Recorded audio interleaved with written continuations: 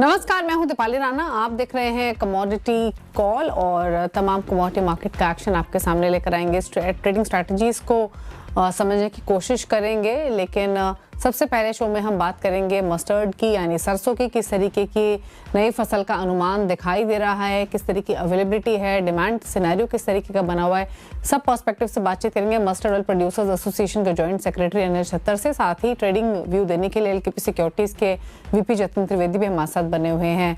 अनिल जी नमस्कार, स्वागत है आपका। सबसे पहले तो मस्टर्ड पर एक व्यू आपका लेना चाहेंगे। अगर हम नई फसल की एक्सपेक्टेशंस लेकर चलें तो अलग अलग रीजन से अलग अलग उत्पादन की एक्सपेक्टेशंस बनी हुई हैं। किस तरीके के ओवरऑल नंबर्स दिखाई दे रहे हैं, क्या स्थिति है फिलहाल?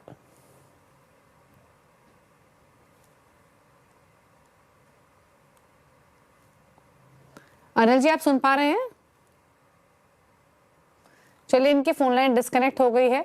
बातचीत करेंगे सरसों पर ही। इनफैक्ट किस तरीके के आंकड़े दिखाई दे रहे हैं राज्यों के हिसाब से देखें तो ओवरऑल 111 लाख टन तक के फसल का अनुमान जताया जा रहा है, और जिसमें की कंट्रीब्यूशन हम राजस्थान की तरफ से आते हुए देखेंगे, जो कि 51 लाख टन के आसपास की एक्सपेक्टेशंस हैं।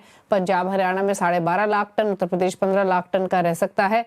यानी जो कुल फसल रह सकती है वो 109 लाख टन के आसपास एक्सपेक्टेड है। 9 लाख टन के आसपास का पुराना स्टॉक है, और ये जो आंकड़े हैं ये 1 मार्च 2025 तक के आंकड़े हैं। नए आंकड़े क्या इंडिकेट कर रहे हैं, इसको समझने की कोशिश करेंगे। हमारे साथ अनिल जी वापस कनेक्टेड है। अनिल जी, अगर हम इनफैक्ट समझने की कोशिश करेंगे किस तरीके के नंबर्स दिखाई दे रहे हैं, इनफैक्ट बातचीत करेंगे। कुछ तकनीकी खामी की वजह से उनसे चर्चा नहीं हो पा रही, तब तक जतिन के पास चलते हैं और ट्रेडिंग व्यू ले लेते हैं अलग अलग कमोडिटीज पर। जतिन, चलिए आपके ट्रेडिंग कॉल्स के साथ ही शुरुआत कर लेते हैं। बताइए कहाँ पोजीशन बनाने का मौका दिखाई दे रहा है? दीपाली, देखिए जो न्यू वीक शुरू हुआ है, नवंबर का जो मंथ भी शुरू हुआ है नया, उसमें ट्रेंड थोड़ा सा बुलियंस की तरफ अगर हम मुड़े तो थोड़ा सा वीकनेस का जो है मुझे लग रहा है दौर कंटिन्यू रहना चाहिए। अक्टूबर महीने में हमने दोनों तरफ की चाल देखी थी, जहां पर first second week of October जो था काफी हद तक अच्छा था, जहां पर बुलियंस ने एक अच्छी खासी दौड़ लगाई थी। और later half of the month October में थोड़ा सा वीकनेस का दौर था, प्रॉफिट बुकिंग का दौर था। तो मुझे लग रहा है अब ये नवंबर सीरीज में जो थोड़ा सा नवंबर मंथ में जो थोड़ा सा वीकनेस जो है और थोड़ा सा डीपन हो सकता है। सो मैं उसके साथ गोल्ड और सिल्वर दोनों के अंदर वीकनेस का ट्रेंड दिख रहा हूँ। गोल्ड के अंदर जब तक 1,22,500 के नीचे ट्रेड कर रहा है तब तक व्यू पॉइंट नेगेटिव है। 2 से 3 दिनों के हिसाब से जो भी ट्रेड करता है उसमें वीकनेस के हिसाब से ट्रेड करना चाहिए। 1,22,500 के ऊपर स्टॉप लॉस रखें और 1,20,000 से लेके 1,19,500 तक के टारगेट रखने हैं।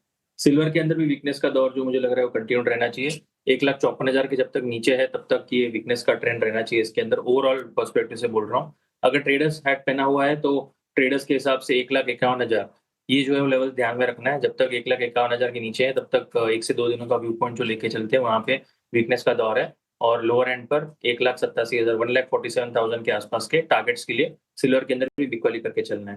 गोल्ड और सिल्वर में जहाँ पे बिकवाली की सलाह दी है मैंने, उसी के सामने एनर्जी पैक के अंदर बाइंग की सलाह दूंगा। नेचुरल गैस के अंदर एक अच्छी ट्रैक्शन बनी हुई है। पिछले 1 हफ्ते में देखें तो प्राइसेस ने एक अच्छा खासा मोमेंटम पकड़ा है। बाइंग साइड का रुझान जो अच्छी खासी डेवलपमेंट हुई है नेचुरल गैस के अंदर। हायर साइड पे अभी थोड़ा सा प्राइसेस एलिवेटेड है, तो थोड़ा सा डिप का वेट करना चाहिए यहाँ पर। 370 से 372 इस रेंज में जब भी मिलेगा नेचुरल गैस नवंबर सीरीज का, तब वहां पर उसके अंदर एंट्री लेनी है। 365 के नीचे इसका स्टॉप लॉस रहेगा और 385 तक के टारगेट रहेंगे। 370 से 372 के बीच में लेना है नेचुरल गैस को नवंबर सीरीज। ओके, तो अच्छी स्ट्रेंथ हमने नेचुरल गैस के प्राइसेस में देखी भी है। आज भी 3.5% ऊपर कर रहा है ट्रेड। जतिन से आगे एग्री कमोडिटीज पर भी राय लेंगे, लेकिन बात वापस मस्टर्ड की कर लेते हैं। अनिल छत्तर हमारे साथ मौजूद है। अनिल जी नमस्कार, स्वागत है आपका। तो जो नए आंकड़े हैं ओवरऑल प्रोडक्शन के, एक्रेज के, वो कैसे दिखाई दे रहे हैं? रिसेंटली अगर हम देखें कई रिपोर्ट्स आई थी, राजस्थान जो कि मेजर कंट्रीब्यूट करता है ओवरऑल प्रोडक्शन में, वहां पर एक्रेज बढ़ता हुआ दिखाई दिया। सालाना आधार पर काफी जंप स्विंग में देखने को मिला। कई सारे फैक्टर्स रहे इनफैक्ट, फिर चाहे वो वाटर अवेलेबिलिटी हो, फेवरेबल प्राइसेस हो, या इन सब ने सोइंग ट्रेंड को इंप्रूव किया। सो फार सिचुएशन कैसी है अगर हम ओवरऑल प्रोडक्शन, एक्रेज या सोइंग के हिसाब से देखें?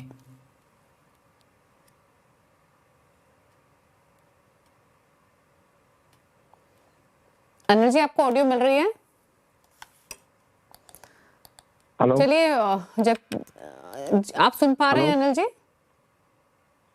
हेलो, आपको ऑडियो हेलो, आपको ऑडियो मिल रही है अनिल जी? चलिए, बातचीत नहीं हो पा रही है, माफी चाहेंगे अनिल जी से। जतिन के पास वापस चलते हैं। अच्छा जतिन, कुछ और ट्रेडिंग व्यू ले लेते हैं और क्विक व्यू एक आपका पूरे ही बेस मेटल पैक पर जिंक एल्यूमिनियम स्ट्रेंथ दिखा रहे हैं आज भी, और कॉपर को भी देखें अगर हम प्राइस मूवमेंट वाइज तो वहां पर भी एक्शन रहा ही है। नई अपॉर्चुनिटी बेस मेटल्स में कहीं दिख रही है क्या? दीपाली, जहां तक बेस मेटल की बात है, मुझे याद है हमने डिस्कस किया था कि यूएस और चाइना के बीच में जब भी ट्रेड डील्स को लेकर के पॉजिटिविटी का रुझान दिखेगा तो बेस मेटल के अंदर जो है एक पॉजिटिविटी के संकेत दिखेंगे और पॉजिटिव साइड की ही रैली देखने मिलेगी। और उस समय भी हमारा व्यू पॉजिटिव था और अब भी पॉजिटिव है। आगे चलते हुए भी व्यू पॉइंट जो है वो थोड़ा सा जिस तरह से अभी फिलहाल ट्रेंड सेटअप बन रहा है, टेक्निकल चार्ट्स भी जो प्ले अप हो रहा है, जो मैक्रो लेवल पे जो डेटा बन रहे हैं, वो कहीं ना कहीं पॉजिटिव साइड के संकेत ही दे रहे हैं। जो टॉप पिक रहेगी बेस मेटल पैक के अंदर वो है एल्यूमिनियम और जिंक के अंदर। परसेंटेज वाइज देखने जाएंगे तो गेन्स जो इसमें ज्यादा दिखेंगे। हायर साइड पे 280 से 282 के टारगेट दिख रहे हैं एल्यूमिनियम के अंदर। स्विंग ट्रेडिंग के हिसाब से अपॉर्चुनिटी है, इसको डे ट्रेडिंग के लिहाज से ना देखें। और जिंक के अंदर भी जो ट्रैक्शन है पॉजिटिविटी का है। 310 से 315 इस रेंज के आसपास रेजिस्टेंस है, तो वहां पे मुझे लग रहा है लेवल्स टेस्ट करने के लिए जाएंगे। 295 के ऊपर जब तक ट्रेड कर रहा है तब तक व्यू पॉइंट पॉजिटिव है एल्यूमिनियम और जिंक के अंदर। कॉपर लीडिंग इंडिकेटर है मार्केट के लिए, तो इसका मोमेंटम देखना बहुत जरूरी है क्योंकि रिटेलर्स के लिए ट्रेंड फ्रेंडली नहीं है, क्योंकि बहुत ही हैवी लॉट साइज है। तो रिटेलर्स जो एल्यूमिनियम और जिंक के अंदर ज्यादा पार्टिसिपेशन करते हैं, इसलिए मैं एल्यूमिनियम और जिंक के अंदर लेवल्स दे रहा हूँ। कॉपर में एक आउटलुक के हिसाब से बता देता हूँ, 980 के ऊपर जब तक ट्रेड कर रहा है तब तक ओवरऑल बेस मेटल पैक के लिए ये एक पॉजिटिविटी का आउटलुक बनाकर चलेगा। क्योंकि कॉमिक्स एलएमई में अगर हम देखें तो कहीं ना कहीं 11,000 के आसपास के लेवल्स जो बहुत दिनों के बाद छुए हैं और यहाँ पर लेवल्स जो है बार-बार टेस्ट भी कर रहे हैं। मुझे लग रहा है बेस फॉर्मेशन बन रहा है एलएमई में, जहाँ पे 10,500 से लेके 11,100 के आसपास का बेस बनाएगा। फिर एक नई चाल जो है इसके अंदर कॉपर के अंदर फिर से देखने मिलेगी, जो उसे 12,000 तक भी लेके जा सकता है। So overall base metal pack पे व्यू पॉजिटिव है मेरा। ओके, चलिए, तो बेस मेटल्स पर व्यू पॉजिटिव ओवरऑल, और कॉपर, एल्यूमिनियम, जिंक ये आउट परफॉर्मेंस इन सभी की तरफ से आते हुए दिखाई दी है। एक बार फिर से रिकनेक्टेड है हमारे साथ अनिल चतुर्वेदी, एक बार फिर से बात करने की कोशिश करते हैं। अनिल जी, उनसे बातचीत करेंगे, लेकिन चलिए क्विकली एक ब्रेक के लिए रुक जाते हैं। ब्रेक के बाद लौटेंगे तब उनसे चर्चा करेंगे और एग्री कमोडिटीज पर भी करेंगे बातचीत। कल वापस आते हैं। आप देख रहे हैं कमोडिटी राउंडअप पर। फाइनली बात करते हैं मस्टर्ड की। हमारे साथ अनिल छतर मौजूद हैं, जो कि मस्टर्ड ऑयल प्रोड्यूसर एसोसिएशन के जॉइंट सेक्रेटरी हैं। अनिल जी नमस्कार, स्वागत है आपका। तो इनफैक्ट हम पहले भी बातचीत करने की कोशिश कर रहे थे आपसे, तकनीकी खामी की वजह से हो नहीं पा रही थी। अब आपसे जानना चाहेंगे कि एग्जैक्टली किस तरीके की सिचुएशन मस्टर्ड प्रोडक्शन की दिखाई दे रही है। हमने मार्च 2025 तक के आंकड़े देखे, कैरी फॉरवर्ड स्टॉक जो था उसको समझा, लेकिन अब जिस तरीके की रिसेंटली रिपोर्ट्स भी आई हैं कि राजस्थान में मस्टर्ड की एक्रेज पिछले साल के मुकाबले 84% ज्यादा है, की स्टेट है मस्टर्ड प्रोडक्शन के हिसाब से। ओवरऑल सोफार नंबर्स जो है या सिचुएशन जो है प्रोडक्शन के हिसाब से कैसी दिख रही है? ऐसा है कि आज की आने वाले टाइम में मस्टर्ड की सोइंग जो है थोड़ा पीछे खरीफ की सोइंग कम हुई थी और जमीन खाली थी, तो मुझे लगता है कि मस्टर्ड की सोइंग ऑल इंडिया लेवल पर 10 से 12% एवरेज में ज़्यादा होगी। कहीं पे 20% होगी, कहीं पे 5% होगी, एवरेज 10 से 12% मस्टर्ड की सोइंग ज़्यादा होगी आने वाले टाइम में, जो कि फसल फरवरी एंड में या मार्च फर्स्ट वीक में आएगी। अभी नई फसल आने में 3.5 से 4 महीने की देरी है। और अभी आज की तारीख में मस्टर्ड का स्टॉक देश में 32 लाख टन के आसपास है। ओके ओके, अच्छा, जिस तरीके के प्रोस्पेक्ट्स दिखाई दे रहे हैं प्रोडक्शन के, जैसा आपने कहा अक्रॉस इंडिया लेवल 10-15% का इजाफा देखने को मिल सकता है। भाव किस तरीके के हैं ओवरऑल अगर हम पर टन देखें? मंडियों में किस तरीके की सिचुएशन है? प्राइसेस पर किस डायरेक्शन में जाते हुए दिखाई दे रहे हैं? देखो, सोइंग बढ़ाने में एक तो एमएसपी गवर्नमेंट ने 6200 रुपए करी, 5950 की 250 रुपए बढ़ाई, उसको अभी सपोर्ट मिला।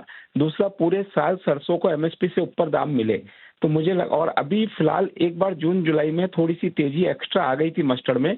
दूसरे तेलों में उतनी तेजी नहीं आई थी जितनी मस्टर्ड ऑयल में तेजी आ गई थी। उसमें काफी बड़ा करेक्शन आया। 140 रुपए किलो तेल था, वो 170 रुपए बिक गया। 170 रुपए वाला अभी 140 रुपए की रंग 145 रुपए के आसपास तेल है। तो मुझे लगता है कि अभी डिमांड, अभी एसएनडी तो टाइट है, कहीं ना कहीं पे भी 32 लाख टन सरसों की क्रॉप है। फार्मर माल लाता है, सरकार माल बेचती है, स्टॉकिस्ट बेचता है, तो कहीं ना कहीं एसएनडी टाइट है। तो डिमांड रहेगी, यहाँ से बाजार घटेगा नहीं। सरसों तेल का मार्केट इस रेंज से घटेगा नहीं, आने वाले टाइम में घटने की उम्मीद नहीं है, और डिमांड का टाइम है पूरा। ओके, तो डिमांड का पूरा टाइम है और प्राइसेस यहाँ से नीचे नहीं जाएंगे, यही एक्सपेक्टेशन है। चलिए, शुक्रिया अनिल जी क्विक कमेंट देने के लिए। Production, prices, demand point of view से थैंक यू सो मच। इसी के साथ जतिन, आपका भी शुक्रिया शो में आने के लिए और सभी ट्रेड्स रेकमेंड करने के लिए।